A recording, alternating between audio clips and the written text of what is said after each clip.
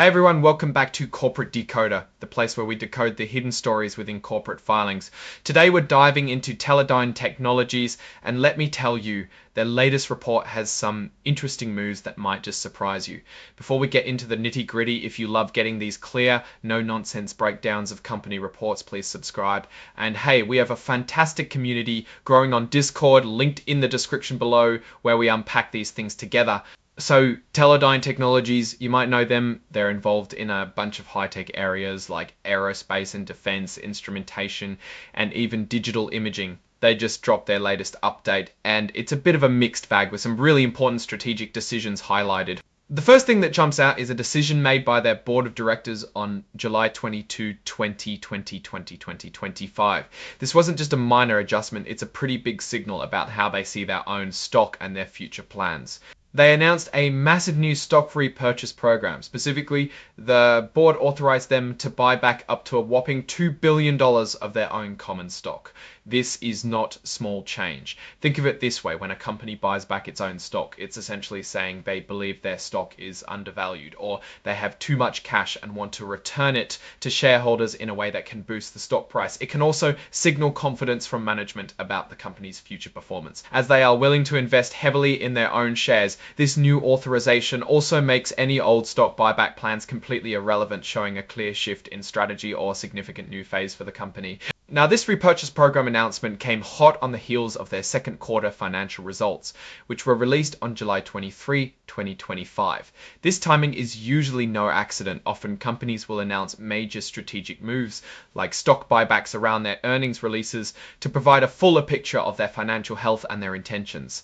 This whole report is filed with the US Securities and Exchange Commission, or the SEC, which is the government body that watches over the stock market to make sure everything is fair and transparent for investors. Teledyne trades on the New York Stock Exchange under the ticker symbol TDY. So when you hear about TDY stock moving, this is the company we're talking about. While the filing doesn't list out the specific numbers for the second quarter results directly in the main text, it points us to a press release that does contain those all-important financial details, and this is where the real picture of their performance comes into focus. The repurchase authorization is classified under Other Events. This usually means it's significant news that doesn't fit neatly into the other categories, and a multi-billion-dollar buyback definitely qualifies. It's a clear signal about capital allocation priorities.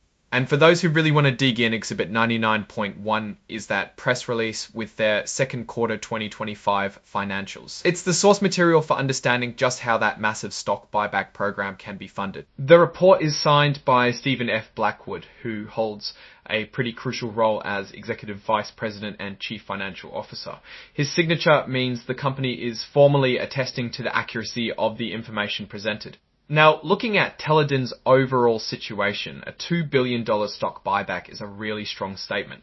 It suggests that management feels the company is financially robust enough to return such a significant amount of capital to shareholders while still having funds for operations, research, and future growth. This strategy, when executed well, can signal confidence and potentially boost shareholder returns by reducing the number of outstanding shares, thereby increasing earnings per share. However, it also means that $2 billion won't be used for other potential investments like acquisitions, paying down debt, or increasing dividends. The key question is, does this buyback make sense given their actual financial performance in the second quarter? Without the detailed numbers from that press release, it's hard to say definitively, but the sheer size of the buyback implies they're very optimistic about their current cash generation and future prospects.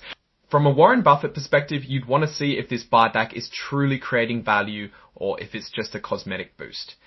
Is Teledyne generating enough free cash flow to support this kind of spending and still invest in its business for the long term? If their earnings are truly solid and growing, this buyback could be a shrewd move. If earnings are shaky, it could be a sign of management trying to prop up the stock price. The fact that they are so heavily focused on buying back stock, especially with that $2 billion authorization, tells us they likely believe their business is performing well and their stock is a great investment. It's a bold move that signals strong conviction from the top. Alright, that's our breakdown of Teledyne's latest filing.